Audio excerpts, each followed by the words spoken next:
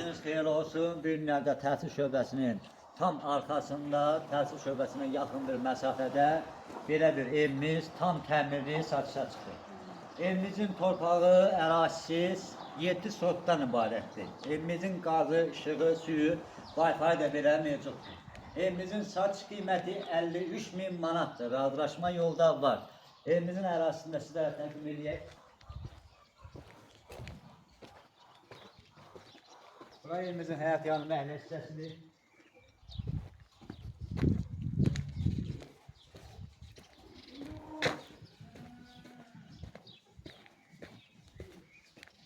Burası evimizin çöl içində hamam və samizəndən ibarətdir. Təmirə ehtiyacı var.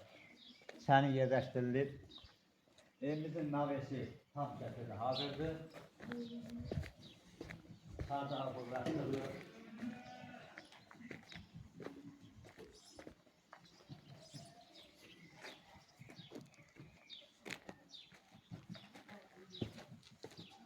Şimdi de evimizin daxil hissələrini sizlərə təqdim edirəm.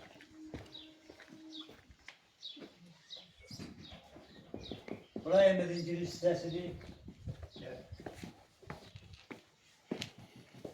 Hörmətli tamaşaçılar, burası evimizin kaldor hissəsidir. Burası da tam təmirlidir. Bu hissəsi hamam və samizəndən ibarətdir. Bütün işlər görülüb, kafedə ehtiyacı var. Evimizin bu hissəsi məhbəs hissəsidir. Burada xuna mebelilə təsis olunub, satış zamanı xuna mebeli də burada qalacaq.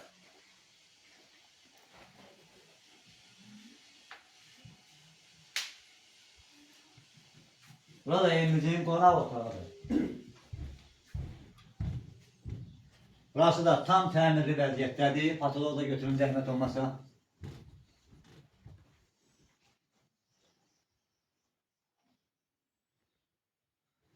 Burada evimizin bir yataq otağıdır. Burası da tam təmirli vəziyyətdədir. Buranı alan şəxslər bir dənə hamam və samizəni təmir edəcək. Qalan işlər hamısı görülür. Burası evimizin ikinci yataq otağıdır. Burası da tam təmirlidir. Televizor altı dekoru da yığılıb. Tam təmirli vəziyyətdədir. Hörmətli tamaşaçılar, bu otağın kaldordan da girişi var və qonaq otağından da girişi var. Hörmətli tamaşaçılar, evimiz 2 otaq, 1 zal, mətbəx, hamam və samizəndən ibarətdir. 7 sot, həyat yanı məhəlləsi var.